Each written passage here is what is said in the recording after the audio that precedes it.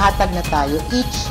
Gipasalig sa lokal nga gobyerno sa Mati City, Davao Oriental nga mohatag sila og tag 10 kilos nga bugas isip ayuda sa matag pamilya sa syudad. Matud ni Mayor Michelle Dakpil Rabat nga ang ayuda ipang-apod-apod alang sa tanan dili lang sa mga pamilya nga apektado sa baha ug landslide. Atol sa iyang programa nga magtanong kay MNR kaganyang buntag, gisaysay ni Mayor Rabat nga mitagana sila og 33 million pesos alang sa pagpalit og 60,000 food packs alang sa naisgutang plano sa LGU. Dugang sa mayor nga nakadesisyon siya nga mohatag og hinabang sa tanan sanglit apektado ang taga-Mati sa siging ulan tungod sa shear line o low pressure area nga nakaapekto sa Davao Region. Madami kang marinig sa tao. Bakit sila binigyan kami? Wala. Okay, sige. Ana marinig mo, ni ba? Okay. Nabahaan din kami, makareceive ko ng mga message.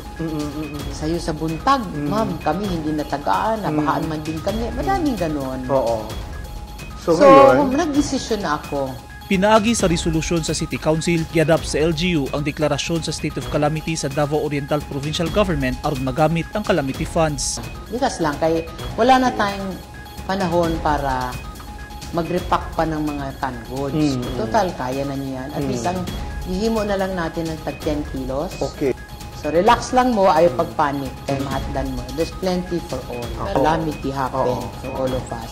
Hindi lang naman sabihin natin, Jovi, yung nabahaan. Meron din na apektuhan ng ilang araw walang trabaho. Correct. Ang ating farmers, nasira ang kanilang crops. So ito lang ang sigurong paraan na pwedeng ihatag sa inyo ng city government ninyo. Dunay kooperasyon ang lokal nga gobyerno sa barangay health workers ug social workers alang sa pagpangapud-apud sa ayuda. Sa Sabado, Pebrero 10 na magsugod ang distribution sa tag 10 kilos nga bugas matag pamilya nga himuon sa matag barangay. Eugene Hinutan, Newsline Philippines. Stay safe.